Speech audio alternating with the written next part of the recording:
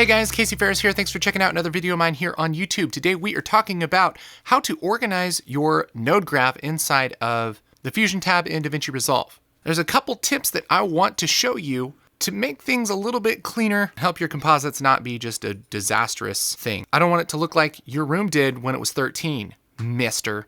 You gotta pick up those socks. So, my graph looks pretty decent right now, but let's mess it up, okay? Couple things. If you're working on a big composite, have something that looks like this. It's frustrating. Then you look at it and you don't even know what's going on and you made it. First tip is space things out. You have like infinite space here, okay? So use some of the space. You can adjust things and give it a little space, give it a little breathing room. The stuff doesn't need to be crunched in together, okay?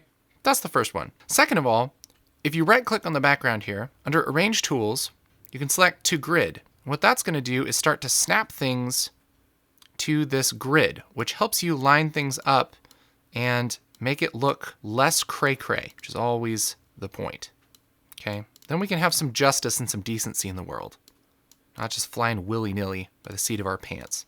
Okay, that's a great thing you can do. Also, if things are messed up and crazy like this, you can right-click and say line up all tools to grid, and it will line those up to the closest grid for you. Another option that's pretty neat, right-click on the background, go to Arrange Tools, and say to Connected.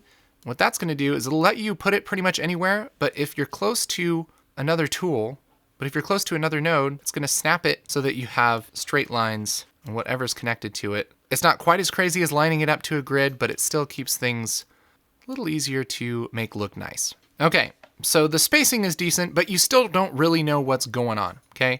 You can always rename things, but let's be honest, you're not gonna rename every node. I don't even rename any node, and I do tutorials on stuff. I mean, come on. Come on.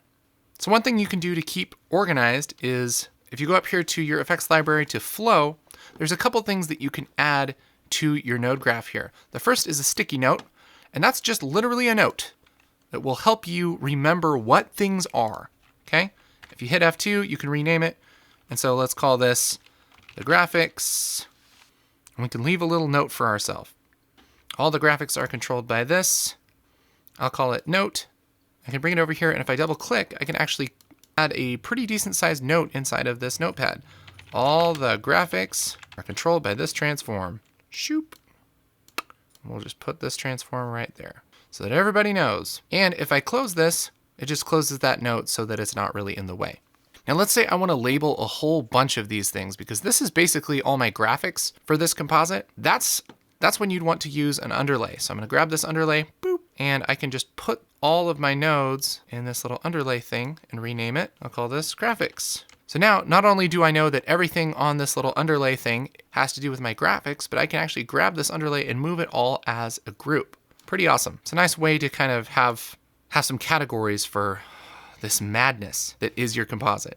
I'll delete this. The other thing, if I have a lot of stuff going on, I can just grab all of these and hit Control G, and I can group them. Then I can rename that group, call this graphics. And that pretty much just hides everything and displays it as this little group node. Then if I want to change something with the graphics, I can just double click, and there's all my stuff in this fancy little thingy. It's kind of like an underlay, but you can collapse it. So there you go. There's a few tips for keeping organized in the node graph in the Fusion tab of DaVinci Resolve 15. If you have any questions or comments, leave them in the comments below. If you like this, hit like. And for more post-production tutorials, Resolve tutorials, Fusion tutorials, make sure to subscribe to my channel here on YouTube. My name again is Casey Ferris. I will catch you next time.